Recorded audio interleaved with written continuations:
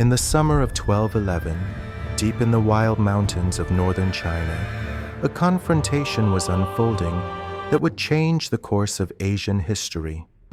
Genghis Khan, the great unifier of the Mongol tribes, faced the most difficult test of his military career. This time, he couldn't rely on what made the Mongols invincible: the speed of their cavalry on open plains. Here, in the narrow mountain passes, he was trapped. Before him rose the massive walls of the Great Wall of China, defended by the most powerful empire in the world, the Jin Dynasty. This is the story of the Battle of Badgermouth, known in Chinese as Yehuling, a battle that defined the destiny of millions and proved that Genghis Khan was not just a cavalry commander, but a true strategic master. To understand this battle, we must understand Genghis Khan's obsession with the Jin Dynasty. For centuries, the Jin emperors of China considered the Mongols barbarians. They used a cruel divide-and-conquer tactic, turning Mongol tribes against each other, keeping them weak and divided. But what truly drove Genghis was personal vengeance. The Jin executed his grandfather, Ambagai Khan, in the mid-12th century, in a humiliating manner. Now, in 1206, Genghis Khan had unified all Mongol tribes under one banner. It was time for revenge. In March 1211, after a great council at Kurultai, Genghis Khan declared war on the Jin Dynasty. In May, his army marched south with approximately 90,000 Mongol warriors. Genghis had a secret advantage: Alakush, leader of the Ongud tribe who guarded a portion of the Great Wall. Through the marriage of his daughter to Alakush's son, Genghis received free passage through this first barrier. The Mongol army swept like a storm through Ongud territory and penetrated deep into northern China. But the Jin Empire was not sleeping. Their chancellor, Duji Sejong, an experienced general, quickly assembled an army of 30,000 to 50,000 soldiers and rushed to the northwest frontier. His plan was simple but effective: strengthen the defenses along the Great Wall and stop the Mongol advance toward the rich North China plain. Genghis Khan immediately understood the danger. If the Jin succeeded in consolidating their mountain positions, the Mongols would be caught in a war of attrition, exactly the type of conflict where their cavalry couldn't excel. So Genghis acted with the speed for which he was famous. He sent his son Ogedei with a separate force to attack the western Jin capital, Shijing, blocking any reinforcements. Genghis himself led the main army in a bold attack directly against the Jin defensive lines. In the battles at Wusha Fortress and Wuyue Camp, the Mongols shattered the first Jin defense lines. Chancellor Duji Sejong was killed in battle, and the Jin army retreated in disorder. But the real victory was still far away. The Jin army regrouped at Yehuling, Wild Fox Ridge, a narrow mountain pass also known as Badger Mouth. Here, new Jin forces under General Wanyan Chengyu prepared for the final battle. Imagine the scene: Genghis Khan on his horse, looking up at the Jin positions. The pass was narrow, flanked by steep mountains. The Jin army occupied the heights, an almost impregnable position. Their soldiers were well equipped with heavy armor, long spears, and powerful crossbows. For the Mongols, this was a tactical nightmare. Their entire military doctrine was based on mobility, rapid cavalry attacks, encircling maneuvers, false retreats to lure enemies into traps. But here, the mountainous terrain made these tactics impossible.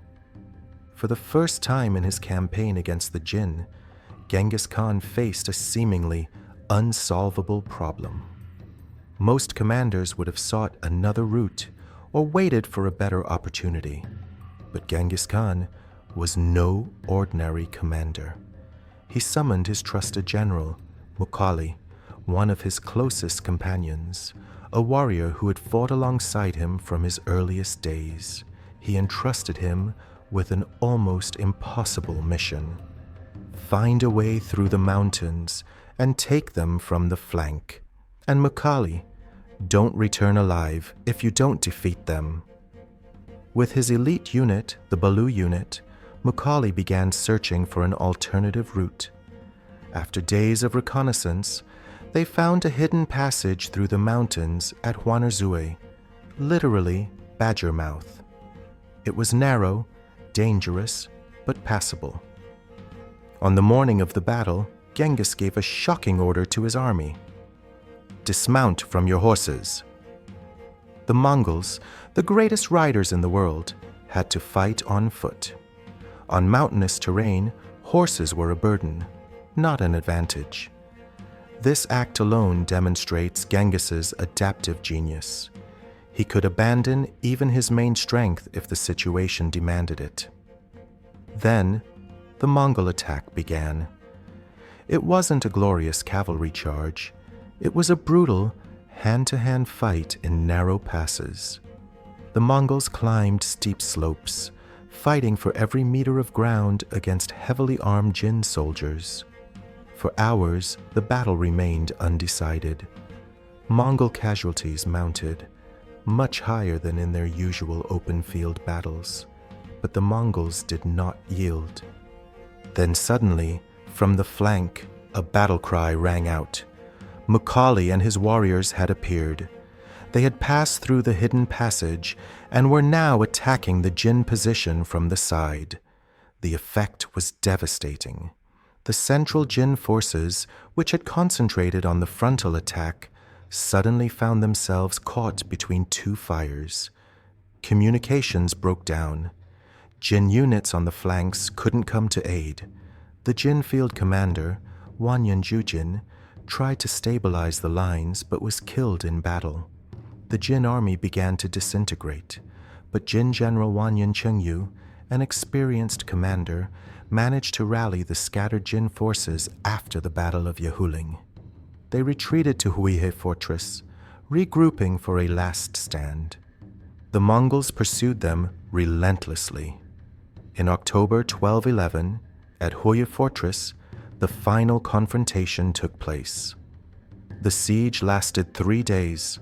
The Mongols completely surrounded the Jin position and attacked in waves. It was a battle of attrition, exactly the type of battle the Mongols usually avoided. On the third day, Genghis Khan made an extraordinary decision. Instead of an elaborate tactic, he did something great commanders rarely did. He personally led an assault. With only 3,000 chosen riders, Genghis charged directly at the Jin lines. It was an enormous risk. If he had been killed, the entire campaign, the entire Mongol Empire could have collapsed. But the psychological effect was devastating for the Jin. Seeing their Mongol emperor personally leading the attack, the entire Mongol army followed with a battle cry. The wave of Mongol warriors shattered the last Jin resistance. The Jin army was almost completely destroyed. Wanyan Chengyu barely escaped with his life, but his military career was finished. He was replaced as chancellor, and the Jin Dynasty would never fully recover from this disaster. The victory at Yehuling opened the gates of North China to the Mongols. Without an army capable of stopping them, the Mongols embarked on a devastating raid that lasted 6 months. 90 cities were attacked, plundered, and burned. But more importantly, the battle demonstrated something crucial about Genghis Khan. He wasn't just a nomadic cavalry leader. He was a complete strategist, capable of adapting to any terrain, any situation.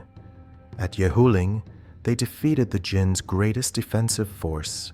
They abandoned their own military doctrine, fighting on foot in mountain passes. They found creative ways through impossible terrain. And finally, Their commander personally led the decisive attack. In the years that followed, the Mongols besieged the Jin capital, Zhengdu, modern-day Beijing, for 4 years. The Jin Dynasty didn't fall completely until 1234, under Genghis's son, Genghis Khan. But their fate was sealed in the summer of 1211 in the mountains of Yehuling. The Battle of Badgermouth remains one of the most impressive demonstrations of Genghis Khan's military genius. Faced with a seemingly impossible tactical situation, they found creative solutions. They gave up their traditional advantages to adapt to the terrain. They combined brutal frontal attacks with subtle flanking maneuvers. And when necessary, their commander risked everything in a personal attack to inspire the troops. This was the essence of Mongol genius, not just their tactical flexibility, but their capacity to abandon dogma when the situation demanded it. In the years that followed, the Mongols created the largest continental empire the world had ever seen, stretching from the Pacific to Eastern Europe, from Siberia to the Middle East. But the foundation of this empire was laid in the narrow passes of the Chinese mountains, where a group of nomadic riders dismounted from their horses and fought on foot to defeat the impossible. And it all began with a simple but revolutionary decision in the summer of 1211. Dismount from your horses and fight. From the mountains of China to the steppes of Mongolia, from the fall of empires to the rise of legends, history is filled with stories that demand to be told. Here, on Shadows of History, we don't just read the history books, we bring them to life. If you want more epic battles, legendary commanders, and the tactical genius that changed the world, subscribe now and join our growing community of history enthusiasts.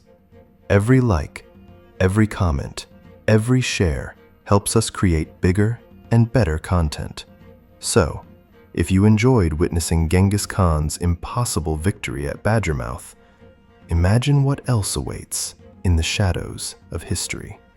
Hit subscribe and let's explore the past together. New episodes every week. This is Shadows of History, where the past comes alive.